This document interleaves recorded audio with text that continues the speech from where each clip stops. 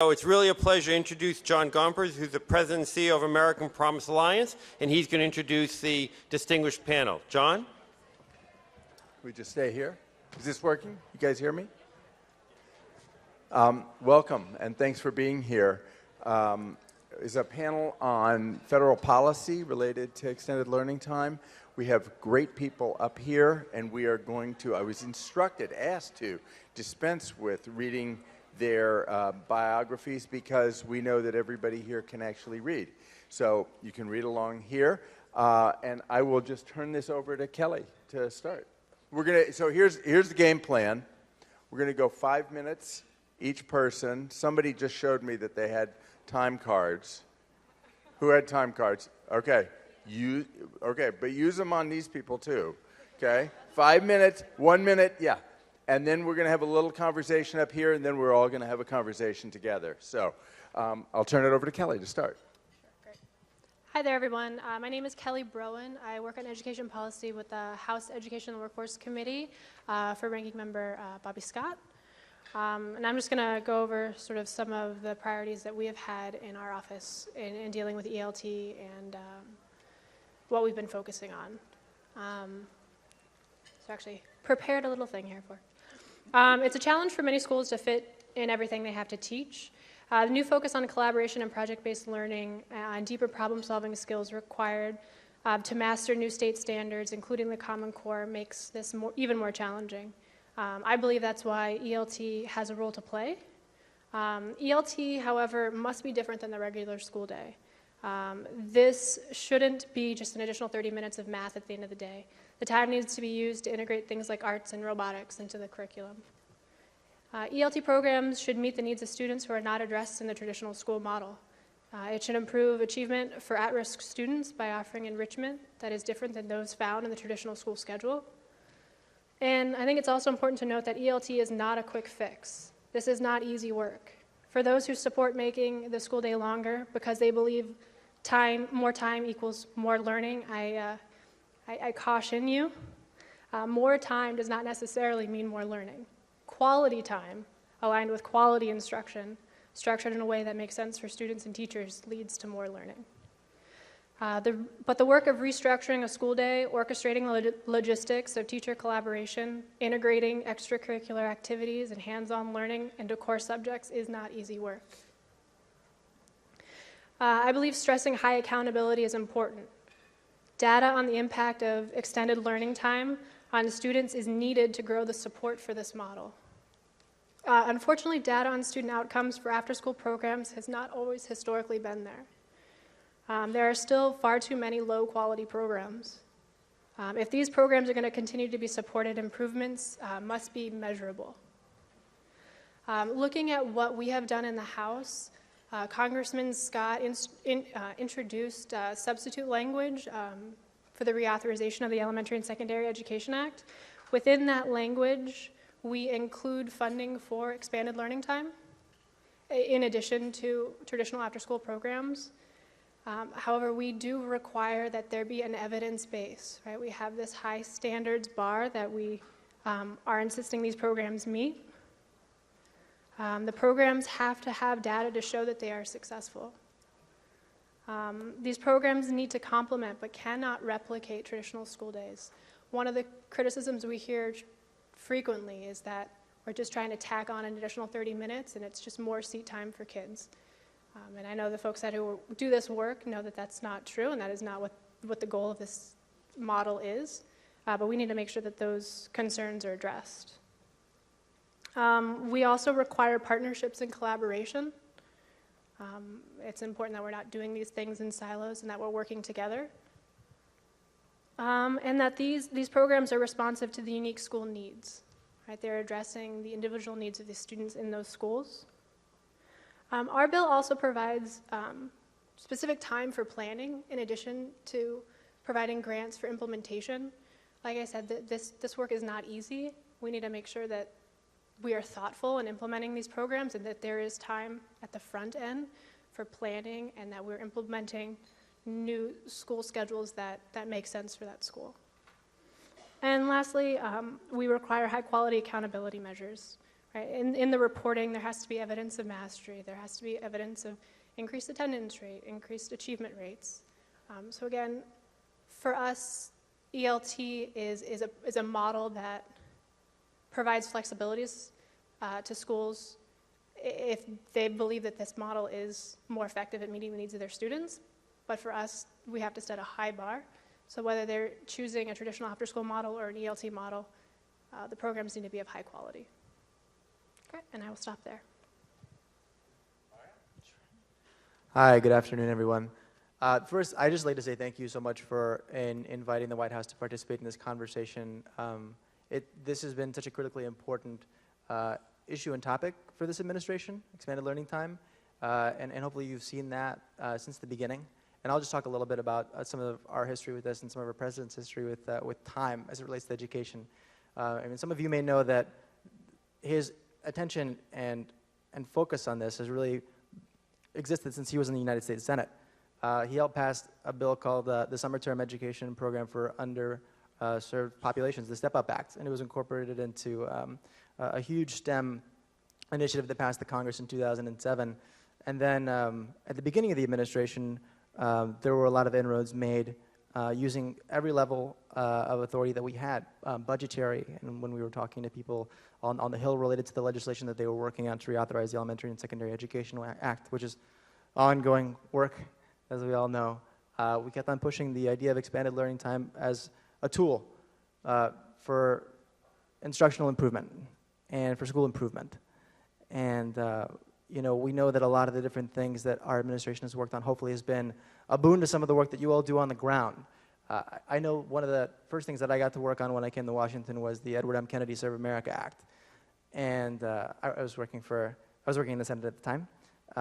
And one of the critical focuses in that bill was related to education and the human capital that is provided to schools through those volunteers, and making sure that there is an expansion of volunteerism in this country in places where it's most needed. And so there was a thematic element to the Serve America Act, and so we focused on education, energy, poverty, health. And you've really been able to see the fruits of that labor, I think, in the field. A lot of the work that Citizen Schools has done, that City Year has done, that other programs have done, has really made a huge difference in the lives of students and their families.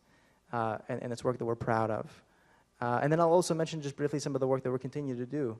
And Monique will talk about this at length, I'm sure, because she's in charge of administering a lot of these programs. But as I said before, we've been trying our hardest to imbue the idea of utilizing expanded learning time well through our appropriations process. And so in the Investing in Innovation Fund, in our school improvement grants, and then also in 21st Century Community Learning Centers, you've seen some of the flexibility that we've offered to states through the ESEA flexibility waivers, that they can use 21st Century dollars for expanded learning time. And we're hopeful to see what the field is able to do with some of that flexibility. And hopefully you'll help provide some of like the theory of the case around why we've been investing so much time and energy into getting these policies forward. And I'll just end very briefly because I want to engage in a conversation with my colleagues here and with you all. But you know, I started my career in education as an AmeriCorps volunteer in Boston, and so I lived expanded learning time with my kids there. And my wife, who was also an AmeriCorps volunteer, worked at the Edwards Middle School, which is part of a huge turnaround effort in that community. And she was an AmeriCorps volunteer there, where they were using expanded learning time to improve instructional practice, to provide enrichment activities to students, to provide a robust curriculum to those students. And so again, it's just an incredible tool if used well, as Kelly was saying. And so I really just thank you all again for inviting me here to speak. I'm really excited about the work that you all are doing and look forward to your questions. Thanks. Hi, everyone. Monique Chisholm. I'm from the U.S. Department of Education. I am the director of a new office called the Office of State Support, which might not mean much to many people here. But we house the Title I program, Title II program, Title III for English learners, ESEA flexibility, Race to the Top, and feels like there's something else, but maybe that's enough. So I'm really happy to be here today also with the panel and with you. First, want to start off by thanking everyone for the hard work that they do, either on the policy or the implementation side, to help make sure that our students have access to a fair and equitable education. And from our perspective, that's primarily been the goal of the initiatives that Mario mentioned around extended learning time or increased learning time. Really 4 primary areas. First, to make sure that the programs that we have in place are helping to close the unrelenting achievement gaps that are so significant and severe, especially for our racial ethnic minority students, our low-income students, and our students with disabilities and English learners. And so focusing on the tools and resources that can be placed there. There's also, as I'm sure you're aware, this trend in narrowing the curriculum. As many of our schools and districts are going through budget cuts and budget crisis, they are cutting programs that are essential to a holistic education opportunity, like arts, like physical education, like the social studies classes. So there's this narrowing of the curriculum that's going on, and so one of the goals and intents and focuses of our programs is to ensure that there is a comprehensive, holistic education in place for all students. Also, an intense focus on supporting teachers.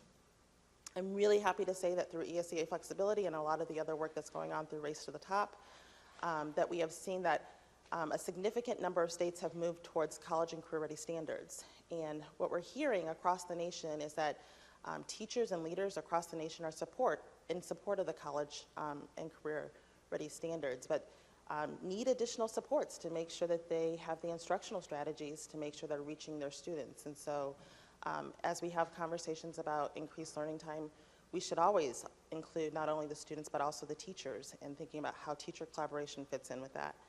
And then finally, a focus on international competitiveness. And so Mario highlighted some of the initiatives that we have at the Department of Education that help to facilitate this and carry this out. Primarily, Race to the Top, our school improvement grant funds, which I'll come back to in just a second, the innovation and investing in innovation, and also the 21st century learning community.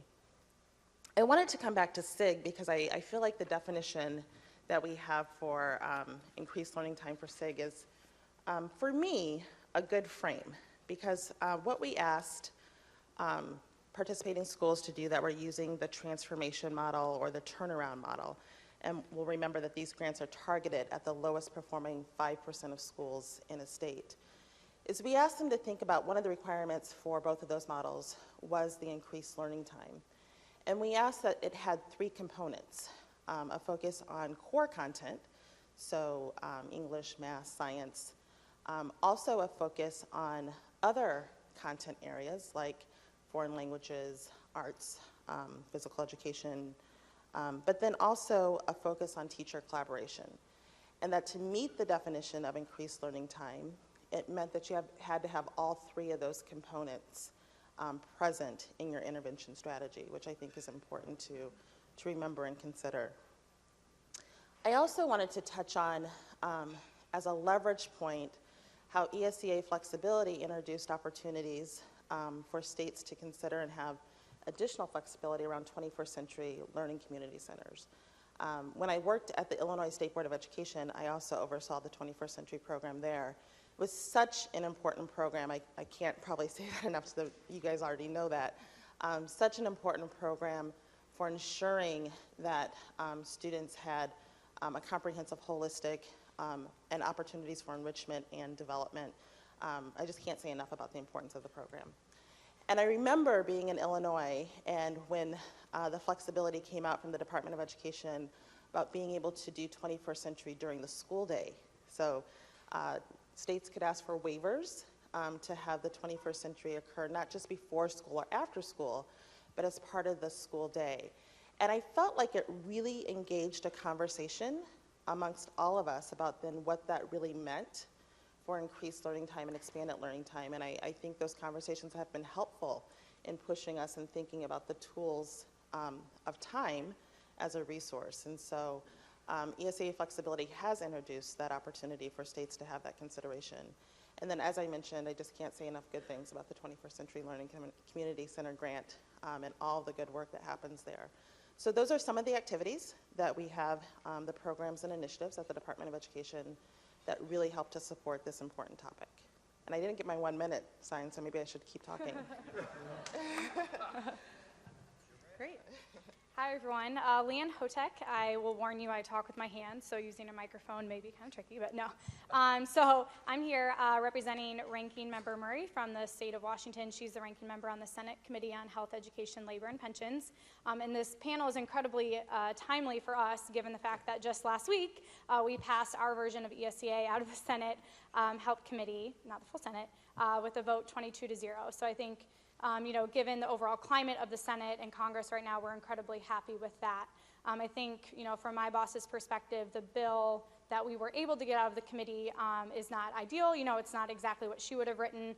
It's not exactly what the chairman of our committee, Senator Alexander from the state of Tennessee, would have written. But we truly believe it is a bipartisan bill and are looking forward to continuing to consider that on the full Senate, possibly, in the next month or so. But I think, as of most interest to you all, and as my colleagues have already noted, there's a couple places that we were able to include kind of increased supports for expanded learning time in that package, one of which is an allowable use of Title I funds. Monique was kind of talking specifically about a few of those programs. The second is also, as she mentioned, and Kelly as well, the 21st Century Community Learning Center. Our committee has some interesting dynamics. We have a lot of priorities, a lot of senators with a lot of interest in this area on our committee, and there was an amendment offered during markup to reauthorize that program, and we are happy to see that amendment pass with expanded learning time as an option, continued option to use those funds for that program as well. So like I said, that bill did pass out of our committee, and we are looking at possibly considering that on the full Senate floor within the next month or so. So we've been running around pretty crazily over the past few months here in the Senate, but look forward to considering that on the Senate and then possibly conferencing with our friends in the House. I think I'll probably just leave it at that, and then happy to answer any questions and look forward to the discussion. That sounds great. It's a good start. So before I have my current job, I have a long and dubious career in federal policy, so I may ask you some hard questions. So I can say from that career that, for instance, government rarely leads in anything. It's a follower, and we need public will to demand certain outcomes. So here are the leaders in this space, and I would love to hear from you all what you need from these guys in order to create the pressure and the demand for the outcomes that you're looking for and they're looking for. I think I mentioned this at the top, and we need to see results. We need to see the data. We need to be able to point to, just so you all know the political landscape around ELT, and I'm sure you're aware of this, there's certainly a pushback against ELT and this idea that traditional after-school funds are sharing their funding with ELT programs, and for us to continue to fight to allow these programs to get the federal funds that they currently receive, we need those measures. We need that data in order to support that fight. Yeah, and I think for my perspective as well, especially given the fact that so many of these programs have been able to do so many amazing things in schools, but that we still have this gap, right? We have the achievement gap, we have all this unmet need, and I think the extent to which, if you are all meeting with your representatives or senators for a staff level and the member level, it's just very helpful for us to know what is actually happening on the ground. Like, were you able to get this grant, what you're able to do with that grant funding, or were you unable to do so because the funding wasn't there, you didn't know about it, you didn't have access, and the ways in which we can help incentivize that from a federal level is incredibly helpful. I think what I would add to that is that if we look at some of the effective models that we have across the nation, one of the things that is common across those models is when a school has a comprehensive improvement plan in place. And so a focused strategic vision on the reform initiative or effort that they're trying to accomplish. And so one of the things that I would try to say to galvanize behind is support and focus for a clear vision and strategic plan for reform. And so One of the things that we see very often is that there are a whole bunch of initiatives that aren't very closely connected or intertwined that are pulling on the same resources of teachers and administrators and sending students in many different directions. And so there's anything that you could do to kind of galvanize leadership around strategic planning and performance planning that would yield to those performance targets and yield to that data, then I would kind of offer and put that on the table. Mario, Yeah, go ahead. just one, because I agree with all the different things that my colleagues have said here. I think the only one other thing is that maybe, oftentimes I think people, and Congressman Honda addressed this very eloquently, a lot of times people just think about expanded learning time as more time in school and more of the same. And I think it's really, really important for all of us to make sure that we're articulating that it's not what we're asking for. What we're really asking for is sort of a comprehensive look at how we reuse the time that we have and what we could do with more time, be it building a community of practice in your school, enabling a targeted intervention for certain students, allowing for certain types of activities that you may not have been able to implement had you not had more time. It's just critically important to relay all those things on top of the data and on top of all the different things that were mentioned here. So I think that one of the most interesting conundrums around this is when we talk about taxpayer dollars, we want data, we want proof that things work. When we think about the various kinds of activities that our own kids are involved in, we never think about data or proof that anything works. So you try the clarinet lesson, you try soccer, maybe a little gymnastics, you try summer camp, you try all these things. Maybe if there's an issue, you try a little tutoring thing, if there's a learning issue. And I think one of the things that's most confusing about this whole space is this notion that everything should work. Because with our own kids, we know everything doesn't work. We're dead certain that everything doesn't work. What we do is we do everything, right? And in case some things don't work, and that you learn a whole bunch from stuff that doesn't work. You learn as a parent and you learn from a kid from experiences that don't work. So I'm always confused about, we're part of the evidence-based coalition, and obviously we don't want to spend money on things that don't work. We have scant money, so why would we spend it on things that don't work? But here we're talking about those things that are around the school day. So by definition, they have more flexibility, which is wonderful. But then if we apply all this evidence-based pressure, I worry that we're going to end up with more narrow things rather than more broad things for kids to experience. And I worry that everything becomes focused on academics. We know that we're focused on high school graduation. We've looked deeply at why kids don't graduate from high school. And very often, it doesn't actually have anything to do with school. It's got everything to do with life. It's got everything to do with the exposure to things that create hope and opportunity and optimism, or things that kill those instincts in people. So I'm curious how you all think, because you have to think about how we use taxpayer dollars and so forth, think about the reality of what this extra time can be versus the pressures around federal funds. So John, you were right. You are not relenting in the hard questions, right? I'm not going to let you go that easy. I think that's an appropriate question, and especially in the space of education, right? It's very difficult for us in education to replicate the randomized field-controlled studies that help to support other programs in other fields. But I do want to say that we have a responsibility to provide information about program effectiveness. That is a responsibility that we have as stewards of these funds and resources, and also as the responsibility that we have for students. So one of the things that I'm just thinking about and that we know is that especially for low-income students, those summer months can be detrimental, right? That time off or time away from school, we actually know for low-income students has a bigger impact to their learning and their ability to acquire and retain information and knowledge and skills. And so in thinking about strategies and things that happen for students, I wouldn't want to see a program that just adds time for the summer, right?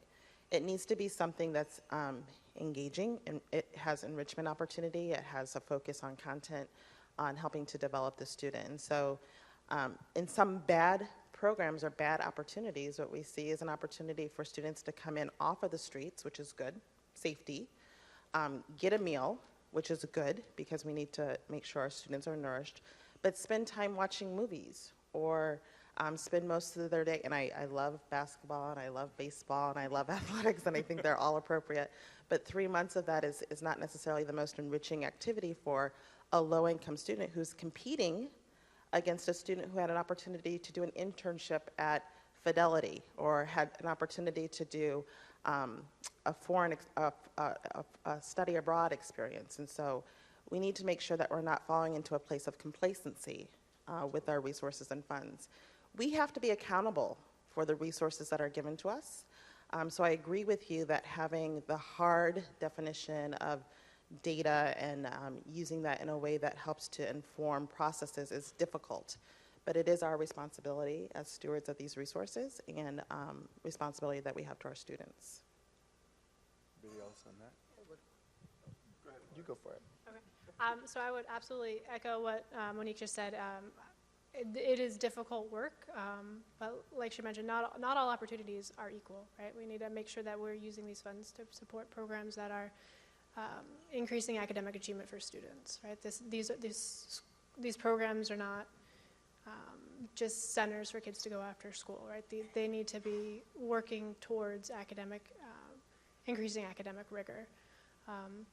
And I do think that these enrichment programs, even if they're not directly related to math and reading, right? These enrichment programs that supplement the child's school day, providing a well-rounded education, things like music, things like arts, have been shown to increase academic achievement. So I don't think these programs have to be strictly working to get the kids ready for algebra or get them ready for AP English.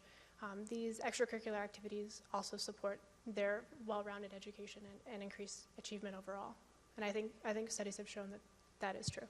Yeah, I think that's the hard thing. I mean, obviously, I agree with that, and I think everybody probably does.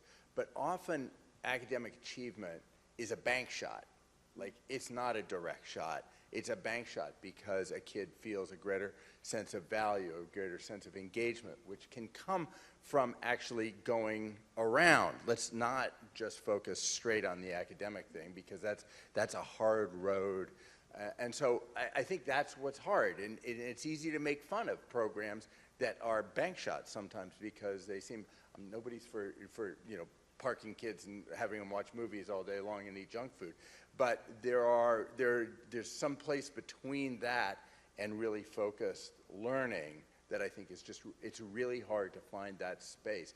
It's hard as a parent, but it becomes that much harder when it's federal programs involved. Mario, did you want to add something, or you want to? Oh, now we go to the next question. So, from our perspective at America's Promise, one of the key things for young people growing up successfully, including graduating from high school with a plan for the future, is the opportunity to interact with many adults who take an interest in those young people's future, fill those young people with hope, with confidence, and a sense of accountability. You talked about being an AmeriCorps member, and obviously AmeriCorps has been one of the sources of human capital, but often I think about all kinds of extended learning time and after school as really human capital activities that give young people who don't have enough caring adults in their lives the opportunity to interact with a whole variety of caring adult citizens. Schools is one example, Sparks another example. Where do we find the people to do this work? If this work were to grow in the same way that we hope early childhood would grow, where do we find the people who will be good at these jobs? Mario, you start because you were an AmeriCorps member, so you have that angle on it, but I want to hear about AmeriCorps and other theories. I would say that it's already happening in a lot of places, and I think a lot of times it's because there's a commitment on behalf of the community and the schools within those communities to make a positive difference in the lives of those children. And so if you actively seek people to help in that endeavor, and they're going to work with you to make sure that those students are on track to college and career readiness and to being successful in their lives. It's just a matter of making sure that you can find the right people and find people who are equally committed to that. And it's simply just asking the question, really. I mean, you need to ask the question of people, see who's willing to give and to serve, and hopefully you can find them. I mean, we've been seeing that happening in Houston and Chicago and in New York and in a whole number of other places, Boston, of course. And then also, too, being aware of certain levers that exist within the federal policies that we have and the federal programs that we have related to resources. There's funding there to support that human capital. I mean, education is a human capital business. I mean, a lot of the money that we have that's devoted to education goes to people. And so it's really trying to be thoughtful about how we use the resources that go behind how we support those people. Others? Go ahead. I was just going to say, piggybacking off of that, I think one of the ways in which we're trying to do that at the federal level, at least in the Senate through our bill, is trying to incentivize more collaboration, more partnerships, kind of as Kelly was talking about, whether it's like districts partnering with community-based organizations, other public, for-profit, nonprofit organizations in the community that are interested in this area coming into the school and helping with these, trying to find ways, like Mario said, to leverage those resources throughout has been a priority for us. And I think we try to do it not just in one of the funding streams, 21st Century being one of them, but kind of comprehensively throughout, so kids have this full continuum of services. Anybody else? Monique, Kelly, on that? Let's now turn it to a broader conversation involving folks who are in the room. Anybody want to start? Steve, go ahead. Jason, wake up back there. I'm going to call on you next because we were just talking about that human capital thing at the break before, and you're going to give these guys a little reality sandwich in a second, okay? So to ask you to look into your crystal ball, to look into the crystal ball, and in terms of, do you think we'll have an ESEA pass this year, and timing? And what impact, if any, will the presidential, particularly the Republican primary, have on these issues? We may all have a different answer to that. But, so no, I can tell you, I think I'll start, and then everyone feel free to answer in their own respect. I think you may see ESEA in front of the Senate as early as the end of May or mid to late June. My boss and Chairman Alexander are working very hard to try to get this bill through. I think the political atmosphere is ripe, seeing that we had a vote 22-0, which rarely happens, let alone on an education piece of legislation. There have unfortunately been a lot of pieces of legislation on the Senate floor since January that have kind of fallen apart, and I think that Majority Leader McConnell would like to have a win as well. So I think you may see this pretty soon as far as the Senate goes, and I will let my colleagues speak to their respective parts in that play.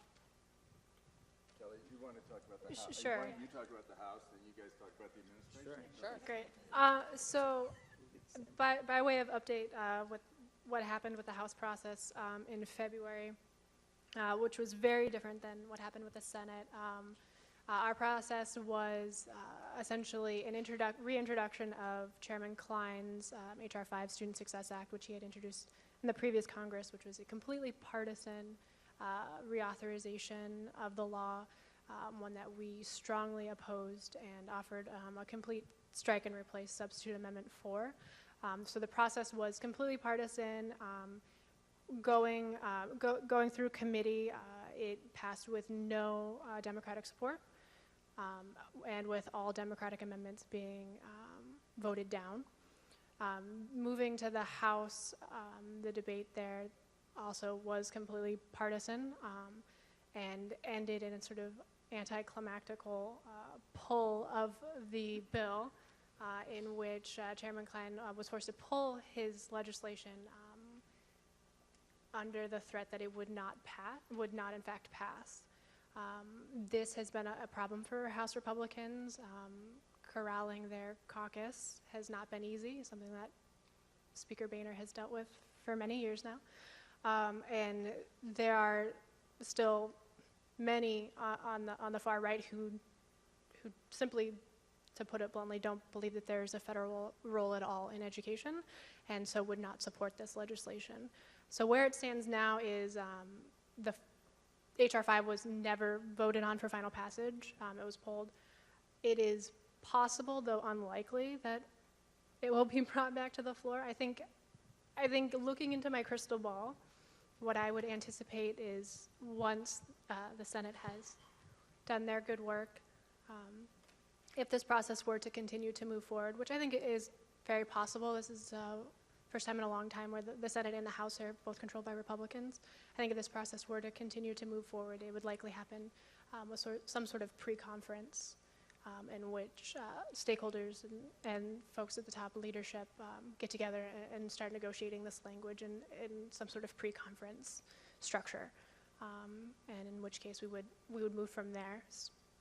But again, sort of where it stands now in the House is, we'll see. And Chairman Klein will continue to push for his legislation, but whether he will get that support from his colleagues is unclear. You guys want to talk about the administration? Sure, yeah. So I think what's happened in the Senate is it is encouraging, and it signifies pretty significant movement. It's the first time that a committee has passed a bipartisan bill on ESEA since 2011. And so that's nothing to sneeze at. The fact that it received unanimous approval really speaks to the leadership of Senator Alexander and Senator Murray and their staff, of course, and the hard work that they did. There are some brilliant staff, that's absolutely right. And I see a couple of other Senate staff here in the room as well who deserve enormous credit. I think the administration's been public in some of the issues and concerns that we have relative to the product that was passed in the committee. We look forward to working with those members on improving the legislation that they have currently. But I think, if anything, people should be optimistic about the progress that has been made so far. And I would just be remiss if I didn't say, I think I said from the get-go, obviously my boss is very happy with the bipartisan bill we were able to get out of committee, but we do see the couple push points, whether it's conference or pre-conference, before it would ideally get to the president's desk for signature, where we do see, and the Senate floor, sorry, where there are some improvements we would like to see made. So just wanted to jump in on that. Do you think that McConnell can keep his caucus together and Chairman Alexander can keep the Republican caucus together on the floor, or do you think this becomes a... So I think it's a fair question. I mean, in the Senate, you only need 60 votes to pass, and I think what would end up happening is, obviously, since we already have 22 of those votes out of committee, I think the chairman will have a lot of conversations with the majority leader on his desire for this piece of legislation to actually be passed, especially given, kind of how far we were able to get on a compromise in that position. Sure, we're going to lose votes, but I think the extent to which the issue in the House, it's a much louder echo there than it is in the Senate. Steve pointed out, we have three folks running for president. So I think you may see that toned down or toned up a little bit depending on how you view that. But I think we have a pretty solid deal in place for kind of where the bill is now, and the extent to which one or two people may derail it. I mean, yes, they do have mechanisms to do that, but I think that, like I said, that the atmosphere is pretty right. Most people want to see this bill reauthorized, so I don't necessarily see one or two people being able to derail that process in the Senate. Others. Jason, you want to make a point about human capital? Can you shout, or should we? I can bring you. I'll bring you a mic.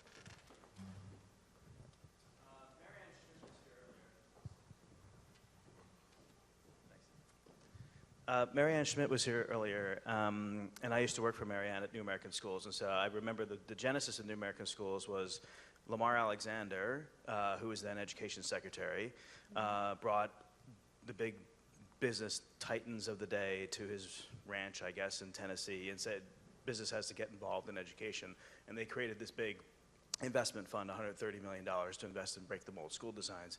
And so in terms of the human capital question, a lot of the ELT programs, Spark, Citizen Schools, Higher Achievement, a lot of them, we rely on mentors. We rely on volunteers to be engaged in young people's learning.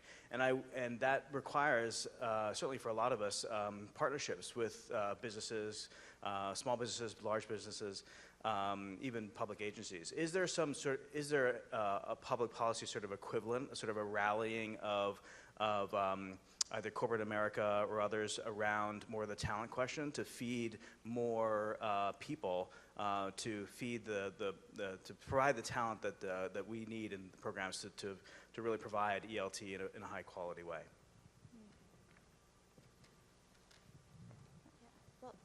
I'm not sure across the whole government, but I know that our agency, we actually have things that incentivize involvement from our staff. We have release time that we can contribute to mentoring and mentorship. We also have programs that directly connect with the Department of Education, where we have students that actually come to the department on a weekly basis to partner with the people in our building. I think that's a really important question. I guess one of the things that I always wonder about this is, do people know that there's a need? Because I run into so many people who say that they want to volunteer, but they don't know the avenue or the mechanism to do so. And then, especially in education, I think it's for good reason, but we make people go through a background check and make sure they're immunized and make sure that they have all these things in place before they can even have FaceTime with a student, which I think is important for protection. But I also think that we have to find ways and levers to help get people access to students. So I think that's two things that I would offer. I think that there are opportunities within the federal government that incentivize connections and behaviors. I think the links just need to be made. But I also think that we also need to just start asking people more and say, this is what we need. And I think that we would be surprised by the response that we get from people who are willing to serve. Anybody else on that question? Art, go ahead. Then next. Hi. Two things. One, Leanne, a small question. How many committees in the Senate have education in their committee title? Because One. it looks like... There's the one in the committee- Senate and there's one in the House. Because it looks like everything outside of defense and trade sits under this one committee. And it's We a do little- have like a little scary. 40% of domestic policy in our committee, yeah. Yeah. Yeah. Anyway, more importantly, Joe and I have talked about this before. To what extent is there focus at the federal level on the digital world being able to extend, expanded learning opportunity? Almost everything else in our lives is changing dramatically as a result of digital. Obviously, young people are very much influenced by digital. It seems like there would be a real opportunity. And then to the point about data, there's no better way of getting data than through analytics of digital data.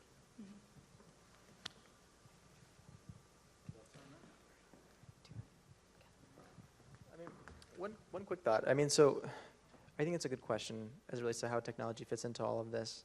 I mean, certainly there's been a lot of attention in the Congress related to blended learning models and how you could use blended learning to improve student achievement using like far fewer actual people doing like the lecturing part of delivering instruction to students, and instead providing far more of a human engagement element in schools, and you need more people for that. And so that's sort of both a human capital piece and a technology piece. And then I would just say, apart from that, there's a rather large federal initiative that we've put forward through ConnectEd to really increase connectivity in places where students don't yet have access to high-speed internet or to broadband. And unfortunately, it's far more prominent than we'd like it to be. And through the E-rate program and through several different initiatives through the FCC, we've been able to make inroads to increase that connectivity. And so hopefully it'll make a difference in the lives of those students and in the type of instruction that's being able to deliver to those students, and for them to really engage in and exercise the digital world.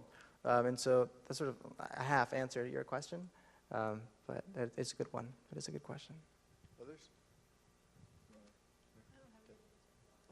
No, I think it's a good question also, and I just expand on what Mario said, that we have seen some good examples of our rural schools using technology to connect with business and with other educators, not only in their state but in other states.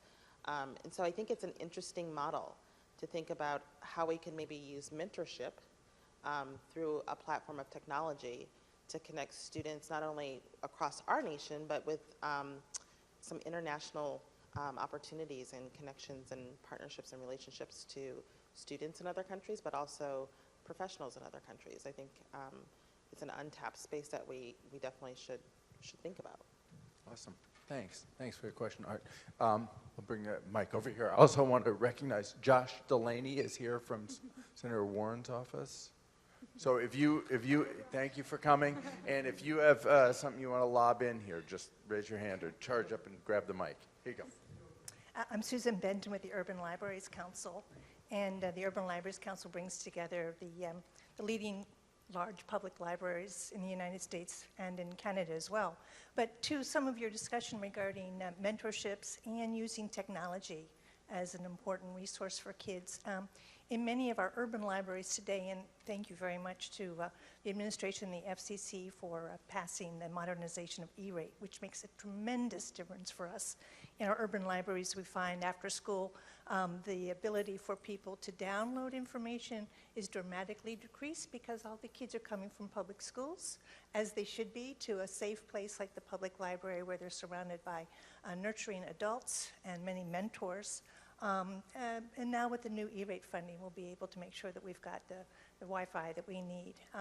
But one of the things I wanted to mention, there's a wonderful model that is now being piloted across the United States, but it started at Chicago Public Library. And with some funding initially from the MacArthur Foundation, it was putting a lot of technology into one teen space.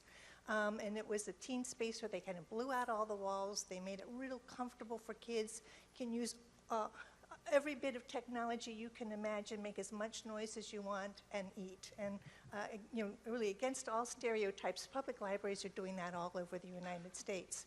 But what they found in that space was, and they initially put no books in that space, and they wanted to have just technology as a hook, that the kids who came in, over the years, they found out that these are more boys, teen boys, that are coming in than girls. These are teen boys that describe themselves as C, D, and F students, and they're coming in a recurring fashion because initially they had that hook of technology, but what has become more important to them were the mentors that were there, that were not acting as a teacher, but really as a coach or a facilitator, and they enabled them to help them discover what they were interested in learning. So John, to your point, when you're a parent, you just start throwing everything against the wall for your kid, trying to figure out where they're going to find the hook. And that's exactly what these facilitators do. And so the kids, when they evaluate the space, they talk about those mentors being the most important aspect of that space. And these kids also self-report that they're doing better, not only in school, but in their life because they've learned something about their own learning styles. Excellent. Anybody else? Question or comment?